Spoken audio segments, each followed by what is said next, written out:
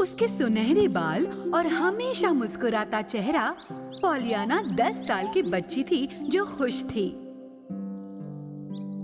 उसके माता पिता की मृत्यु हो गई जब वो बहुत छोटी थी। वो अकेली थी। कुछ समय के लिए वो अनाथालय में रहती थी। कुछ समय बाद उसकी मौसी ने उसे गोद लिया। मौसी पॉली ने उसके लिए एक छोटी अटारी बनवाई। घर की देखभाल करने वाली नैन्सी बहुत खुश थी। उम्मीद है घर में आने वाला नन्हा मेहमान खुश करेगा गुस्सैल मिस पॉली को। जब वो घर पहुंची, वो खुशी से रो रही थी। उसने मौसी को गले लगाया, लेकिन उसकी मौसी बहुत गंभीर थी। उसने पॉलियाना को उसका कमरा दिखाया। पॉलियाना हैरान थी। इतने बड़े घर को देखकर उसकी मौसी ने अटारी में उसका कमरा दिखाया। ये तुम्हारा कमरा है, 6 बजे डिनर कर लेना, भूलना मत। पॉलियाना को उसका कमरा बहुत पसंद आया। पॉलियाना ने एक बार भी नहीं सोचा कि उसकी मौसी ने उसे इतना छोटा कमरा क्यों दिया होगा।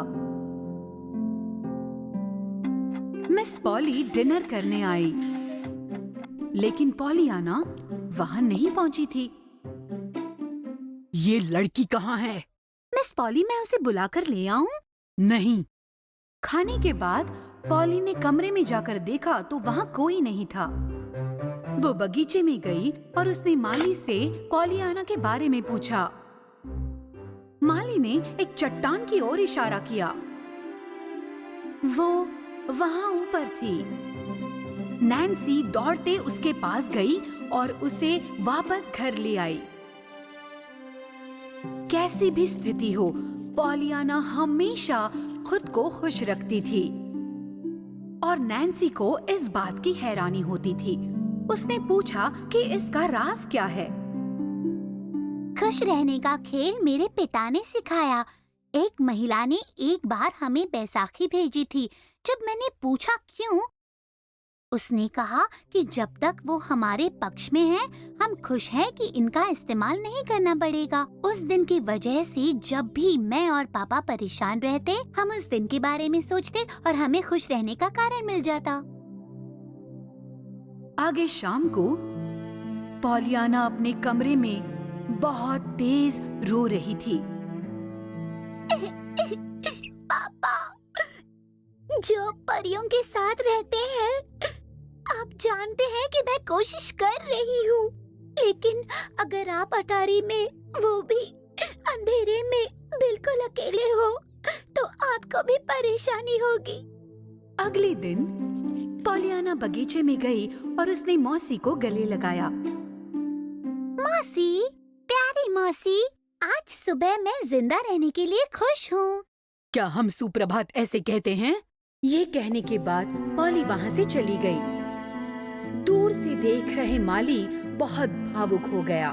वो वहाँ गया और उसने पॉलियाना को बताया कि वो बिल्कुल अपनी माँ जैसी दिखती है।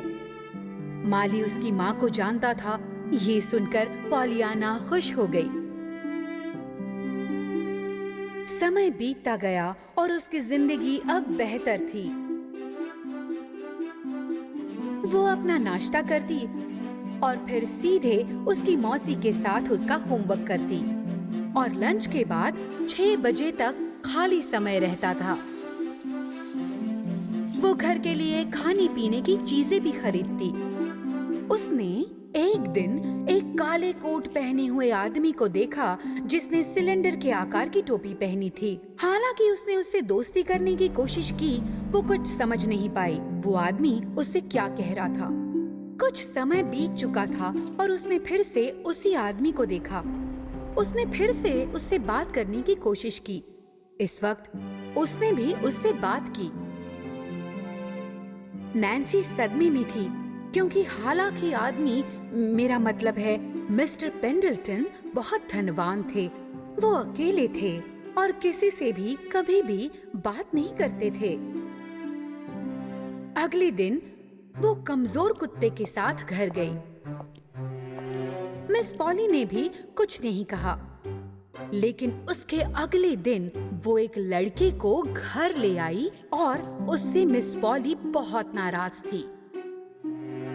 बस हो गया पॉलियाना, अभी तक तुमने जो भी घिनौना काम किया है ये अब तक का सबसे बुरा है, समझ गई? तुम बिल्लियां और कुत्तों को ले आई, अब तुम मेरे घर भिखारी ला रही हो। मैं भिखारी नहीं हूँ मैडम। इतना कहकर लड़का भाग गया, लेकिन पॉलियाना को इस बच्चे को सड़कों से बचाना था। सितंबर में पॉलियाना ने स्कूल शुरू किया। पॉलियाना को ज्यादा समय नहीं लगा उसके स्कूल को पसंद करने के लिए। एक दिन मिस्टर पेंडल्टन ने पॉलियाना को स्कूल जाने के लिए मना किया और कहा कि क्या वो उनके साथ रह सकती है। बेशक पॉलियाना के लिए जवाब देना असंभव था। मिस्टर पेंडल्टन ने उसे सब कुछ समझाया।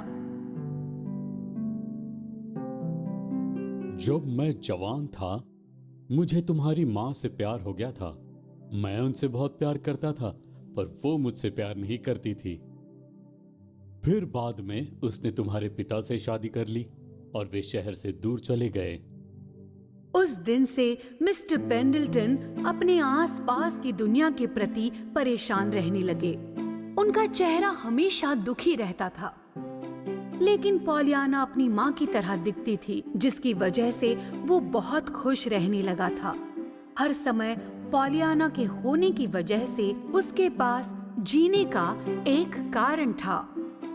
तुम मेरे साथ रहना, हम दोनों खुश रहेंगे।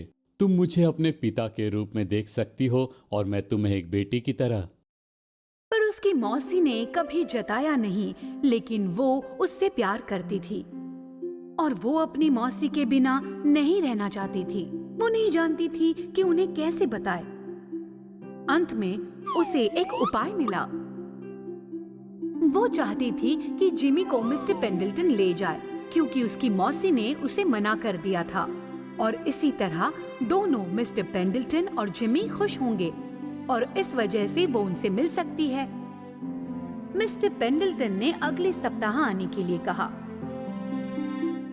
कुछ दिनों के बाद बड़ा एक्सीडेंट हो गया। पॉलियाना को कार ने टक्कर मार दी। अपनी आंखें खोलने के बाद पॉलियाना ने अपने आप को जिंदा पाकर बहुत खुश थी और वो ये नहीं चाहती थी कि उसकी मौसी उसे छोड़कर जाए। उसकी मौसी ने उसे मेरी प्यारी कहकर बुलाया। कुछ दिनों के बाद पॉलियाना अस्पताल से घर लौटी, लेकिन वो अब अपने पैरों से चल नहीं सकती थी। जब मिस्टर पेंडल्टन पॉलियाना से मिलने गए, उन्होंने मिस पॉली को बताया। उसने मौसी के कारण प्रस्ताव को मना कर दिया। ये सुनने के बाद मिस पॉली का प्यार और बढ़ गया। ताकि उसकी भतीजी खुश रहे, उसने बिल्ली और कुत्तों को अनुमति दे दी। वो उसकी खुशी के लिए अब कुछ भी कर सकती थी। डॉक्टर शहर से एक सप्ताह देर से आए। पॉलियाना के चेकअप के बाद डॉक्टर को बुरी खबर देनी पड़ी। अफसोस है, ये लड़की फिर चल नहीं पाएगी। ओह नहीं! ये सुनने के बाद पॉली रोने लगी और बेहोश हो गई। मौसी की हालत को देखने के बाद पॉलियाना भी रोने लगी। तभी सब इंतजार कर रहे थे कड़वे उदास दिनों के लिए।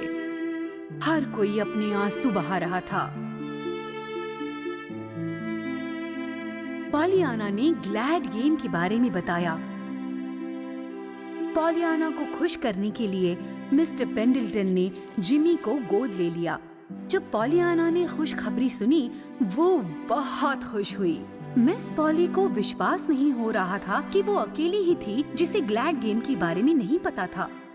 नैन्सी से बात करने के बाद उसे सब पता चल गया। वो फिर जल्दी से पॉलियाना के पास गई।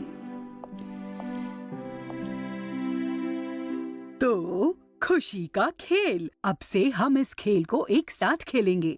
ये अब तक की सबसे अच्छी खबर है मौसी। तभी मिस्टर पेंडल्टन के डॉक्टर उसे देखना चाहते थे, लेकिन एक समस्या थी। मिस पॉली के साथ हुई बहस के चलते 15 साल से उन्होंने उस घर में कदम भी नहीं रखा था। अंत में दोनों छोर एक पर आ गए थे। समझौता किया और वो उसे अस्पताल ले गए, शहर से बाहर। डॉक्टर ने पॉलियाना का चेकअप किया और कहा कि उम्मीद है। कुछ महीने बीत चुके थे। आंटी पॉली को पॉलियाना का पत्र मिला। मेरी प्यारी मौसी, मेरे पास बहुत अच्छी खबर है। मेरी चिकित्सा अच्छे परिणाम से समाप्त हुई। अब मैं चल सकती हूँ। यहाँ के डॉक्टर कहते हैं कि मैं जल्द ही घर लौट सकती हूँ। काश मैं वापस रास्ते पर चल पाती। ओह, मैं कितनी खुश हूँ। सब कुछ। मैं खुश हूँ कि मैं अपने पैर इस्तेमाल नहीं कर पाई। अगर ऐसा नहीं होता तो मैं इनकी कीमत नहीं समझ पाती।